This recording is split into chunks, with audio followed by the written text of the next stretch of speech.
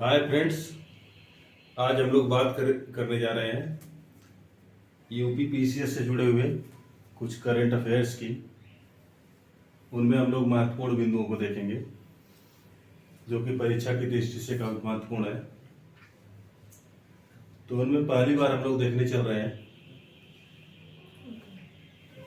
एक है vibrant village programme. ये वाइब्रेंट विलेज प्रोग्राम जो है ये केंद्र प्रायोजित है, यानी केंद्र के द्वारा इसे प्रायोजित किया गया है। और इस प्रोग्राम की शुरुआत किबिथु, जो कि अरुणाचल प्रदेश के अंजाम जिले में है, अरुणाचल प्रदेश के अंजाम जिले में स्थित एक क्षेत्र है, सीमावर्ती क्षेत्र है, और वहीं से इसकी शुरुआत की गई है। इस वाइब्रेंट विलेज प्रोग्राम का जो कार्यकाल है वो बजट वर्ष 2022-23 से लेकर के 2025-26 तक है। हम लोग इन कार्यक्रमों के, योजनाओं की और अन्य महत्वपूर्ण टॉपिक्स के केवल मुख्य बिंदु को देखेंगे जो कि परीक्षा की दृष्टि से काफी महत्वपूर्ण है। अगला टॉपिक जो हम लोग देखने चल रहे हैं वो है राष्ट्रीय दल। जैसा कि आप जानते हैं कि आम आदमी पार्टी, जिसे मार्च में राष्ट्रीय दल का दर्जा प्रदान किया गया है निर्वाचन आयोग द्वारा, यानी आम आदमी पार्टी जिसकी सरकार इस समय पंजाब और नेशनल कैपिटल टेरिटरी यानी न्यू दिल्ली में है, इसे 4 राज्यों में राज्य स्तरीय पार्टी का दर्जा प्रदान किया गया है। और साथ ही आप देखेंगे कि ऐसी 3 प्रमुख पार्टियां हैं जिनके राष्ट्रीय दर्जे को छीन लिया गया है। उनमें है अखिल भारतीय तृणमूल कांग्रेस पार्टी, और दूसरी है भारतीय कम्युनिस्ट पार्टी, और तीसरी है राष्ट्रवादी कांग्रेस पार्टी। अब आगे हम लोग देखेंगे नेक्स्ट इंपॉर्टेंट टॉपिक, लेकिन 1-2 पॉइंट राष्ट्रीय दल से जुड़े हुए और भी हैं, जिनमें एक है कि वर्तमान समय में ऐसी 6 पार्टियां हैं जिन्हें राष्ट्रीय दल का दर्जा प्राप्त है। और नेक्स्ट टॉपिक है India justice report 2022। India justice report में जो सब्जेक्ट हैं, जो विषय हैं जिन्हें शामिल किया गया है, जिनसे जुड़ी हुई सूचनाएं प्राप्त की जाएंगी, वो है पुलिस, जेल प्रणाली, न्यायपालिका और कानूनी सहायता। इनसे जुड़ी हुई सूचनाएं प्राप्त की जाती हैं और इन्हीं के आधार पर इंडिया जस्टिस रिपोर्ट तैयार की जाती है। इंडिया जस्टिस रिपोर्ट के मामले में अगर देखेंगे तो कर्नाटक, ये जो आप देख रहे हैं, ये नंबर 1 पर है, यानी इन सारे ही मामलों में राष्ट्रीय स्तर पर कर्नाटक का प्रथम स्थान है। और अगर बात यूपी करें, then UP is at 18th position. UP 18वें स्थान पर विराजमान है। आगे हम लोग बात करेंगे यमवी गंगा विलास की। यमवी गंगा विलास, जिसे messrs Antara river cruise private company द्वारा संचालित किया जा रहा है। और आप इसमें देखेंगे कि यमवी गंगा विलास क्रूज, जो कि विश्व का सबसे लंबा क्रूज है, और इसे वाराणसी से बोगीबील, डिब्रूगढ़, असम के बीच संचालित किया जा रहा है। बोगीबील और वाराणसी के बीच इसे संचालित किया जा रहा है। इसी समय प्रधानमंत्री नरेंद्र मोदी जी द्वारा टेंट सिटी का शुभारंभ वाराणसी में किया गया है। और आगे आप देखेंगे कि इंडो बांग्ला प्रोटोकॉल मार्ग, जो कि कोलकाता से धुबरी तक है, ये भी इसमें शामिल है। अगर राष्ट्रीय जलमार्ग प्रथम की बात की जाए तो यह गंगा, भागीरथी और हुगली, इन तीनों को समाहित करता है। आगे हम लोग देखेंगे नेक्स्ट टॉपिक जो है वह केरल उच्च न्यायालय के संदर्भ में। केरल उच्च न्यायालय देश का ऐसा पहला उच्च न्यायालय है जो कि क्षेत्रीय भाषा में, जिसने अब क्षेत्रीय भाषा में अपने निर्णय को सर्वप्रथम दिया है। यानी कि Kerala high court is the first high court of the country that has delivered for the first time their verdict in regional language as per the ambition of Chief Justice of India D.Y. Chandrachud.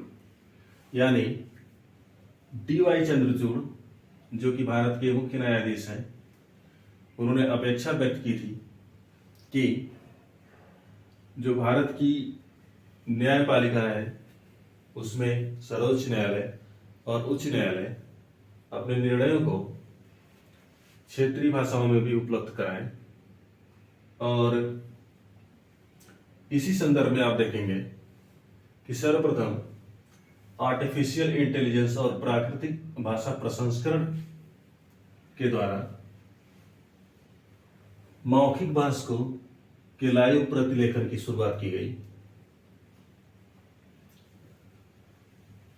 सर्वोच्च न्यायालय के निर्णयों को अन्य क्षेत्रीय भाषाओं में उपलब्ध कराया जाए, इस संदर्भ में अभय ओका समिति की स्थापना की गई। अभय ओका समिति की स्थापना की गई जो कि सर्वोच्च न्यायालय के निर्णयों को क्षेत्रीय भाषाओं में अनुवाद करने को लेकर दिशा निर्देश उपलब्ध कराएगी। केरल उच्च न्यायालय में जिस वर्डिक्ट का क्षेत्रीय भाषा में अनुवाद किया गया है, उस वर्डिक्ट को दो जजों ने डिलीवर किया है। उनके नाम है एम कुमार और साजिद चाली। एम कुमार एंड साजिद चाली have delivered their verdict, and that verdict was translated into Malayalam language. यानी इनका जो निर्णय है उसे मलयालम भाषा में उपलब्ध कराया गया है। आगे हम लोग देखने जा रहे हैं निर्वाचन आयुक्त के बारे में। अभी हाल ही में आपने देखा कि निर्वाचन आयुक्त की नियुक्ति को लेकर के विवाद खड़ा हुआ है। जिस तीव्र गति से इनकी नियुक्ति की गई, तो इस मामले में सर्वोच्च न्यायालय ने अपना निर्णय दिया है कि इस संदर्भ में सर्वोच्च न्यायालय की पीठ गठित की गई थी जस्टिस के.एम. जोसेफ की अध्यक्षता में, और उस समिति के आधार पर ही जो अपॉइंटमेंट के लिए दिशा निर्देश जारी किए गए निर्वाचन आयुक्त के, उनमें जब तक कोई ऐसे प्रॉपर व्यवस्था विधायिका के द्वारा नहीं बनाई जाती, तब तक एक ऐसी समिति निर्वाचन आयुक्त का चयन करेगी जिसमें प्रधानमंत्री, लोकसभा में विपक्ष के नेता और मुख्य न्यायाधीश स्वयं शामिल होंगे। इन तीनों के द्वारा सुझाए हुए नाम को अपॉइंट करने का कार्य राष्ट्रपति के द्वारा किया जाएगा। निर्वाचन आयुक्त से जुड़े हुए जो प्रावधान है उसे आप देखेंगे।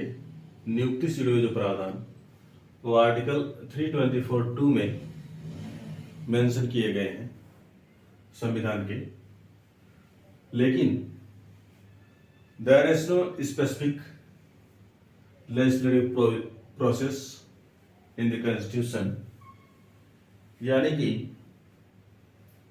निर्वाचन आयुक्त की नियुक्ति के संदर्भ में जो विशिष्ट विधायी प्रक्रिया होती है उसका उल्लेख संविधान में नहीं किया गया है।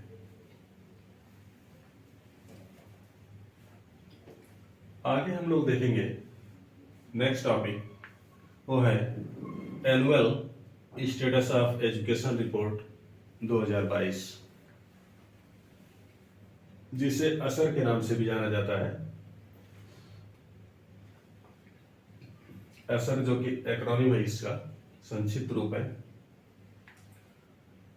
इस असर रिपोर्ट को इट वॉज लॉन्च्ड बाय प्रथम एनजीओ नॉन गवर्नमेंटल ऑर्गेनाइजेशन। इसे गैर लाभकारी संस्था, गैर सरकारी संस्था प्रथम के द्वारा प्रस्तुत किया गया है। और इस रिपोर्ट का जो प्रमुख उद्देश्य है वो 3 है, जिनमें यह रिपोर्ट पूरे भारत से जो बच्चे स्कूल जाते हैं, यानी उनके स्कूल जाने को, और वो जो सीखते हैं, यानी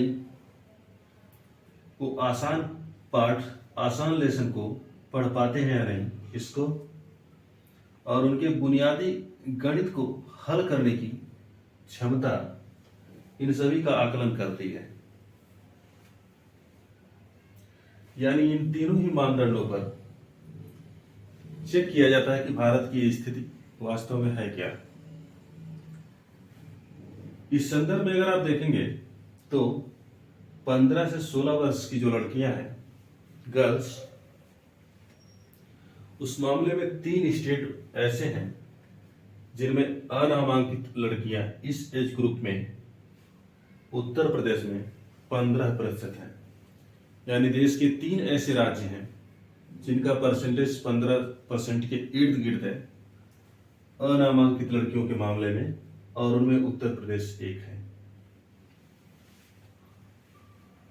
आगे हम लोग बात करने जा रहे हैं next topic, escape tunnel. Escape tunnel जो कि भारत की सबसे लंबी टनल है, भारत की सबसे लंबी सुरंग है, और इसका प्रसार आप देखेंगे उधमपुर और बारामूला के बीच है। हालांकि ये उधमपुर श्रीनगर बारामूला लिंक परियोजना का पार्ट है और यह एक राष्ट्रीय पहल है। So escape tunnel is the longest of India and it is part of Udhampur Baramulla link project and is the national project. Next one is climate change, जलवायु परिवर्तन मिशन फर्स्ट। लेकिन जलवायु परिवर्तन मिशन फर्स्ट जो तमिलनाडु इस मामले में ऐसा पहला राज्य है जिसने इस परियोजना की शुरुआत की है। यानी स्वयं कोई राज्य इस तरीके के मिशन चलाने वाला अगर पहला राज्य है तो वो है तमिलनाडु।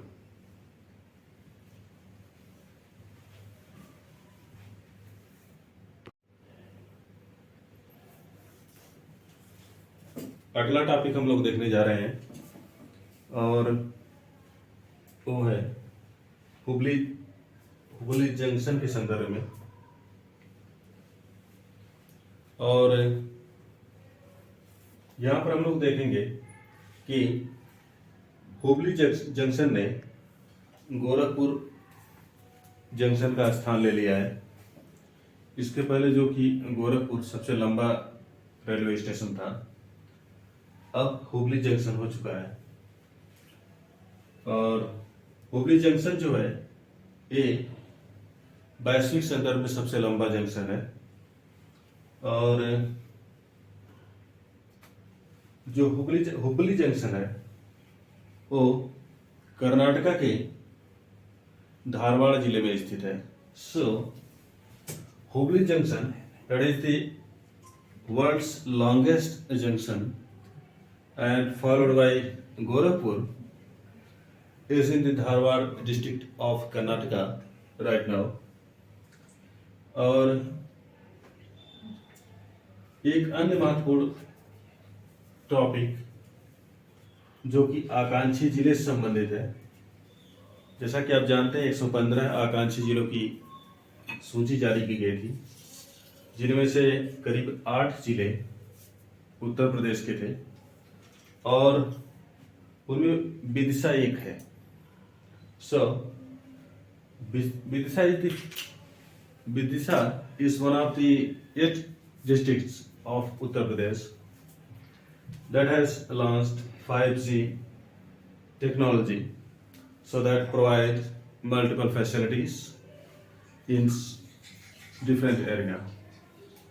यानी 5G तकनीक को प्रभावी रूप से संचालित करने वाला विदिशा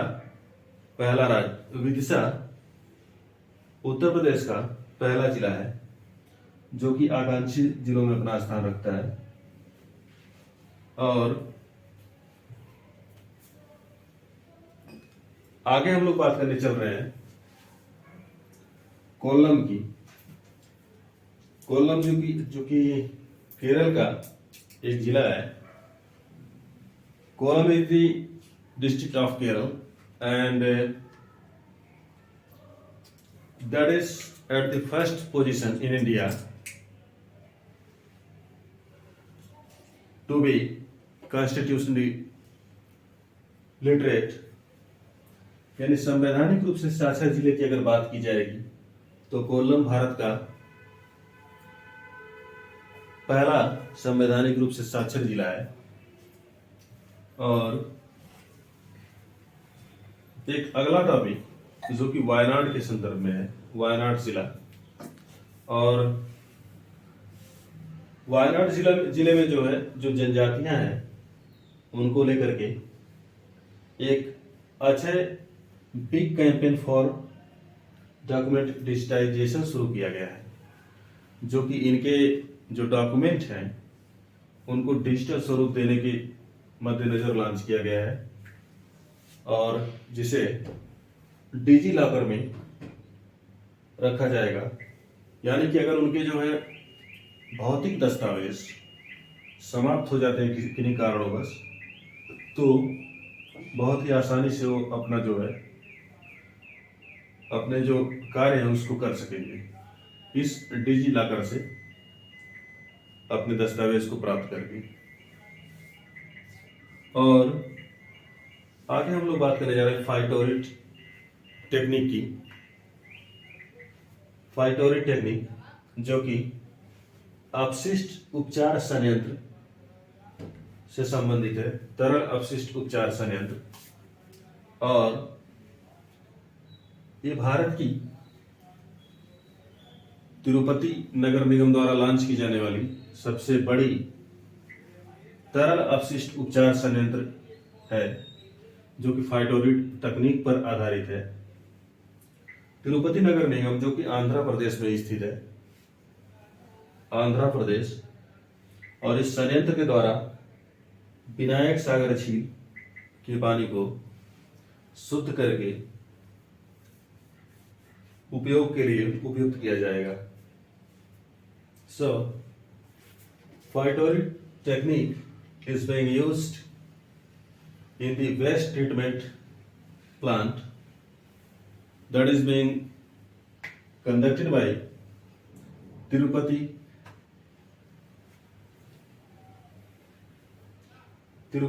Corporation एंड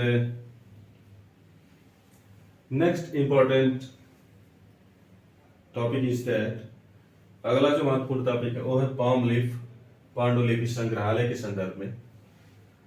और ये जो है भारत का, ये जो पूरे विश्व का सबसे पहला संग्रहालय है पाम लीफ पांडुलिपि संग्रहालय, जो कि ताड़ के पत्रों से संबंधित है। इनमें महत्वपूर्ण जो दस्तावेज होते हैं उन्हें ताड़ के पत्रों पर अंकित कर संजो करके रखा जाता है। अगला जो इंपॉर्टेंट टॉपिक है वो है सीवेज उपचार संयंत्र के संदर्भ में। और ये एशिया का जो है सबसे बड़ा सीवेज उपचार संयंत्र है, जिसे ओखला दिल्ली में स्थापित किया गया है। तो इस तरह से हम लोगों ने काफी महत्वपूर्ण टॉपिक पर बात की, जिनके महत्वपूर्ण बिंदुओं को देखा। और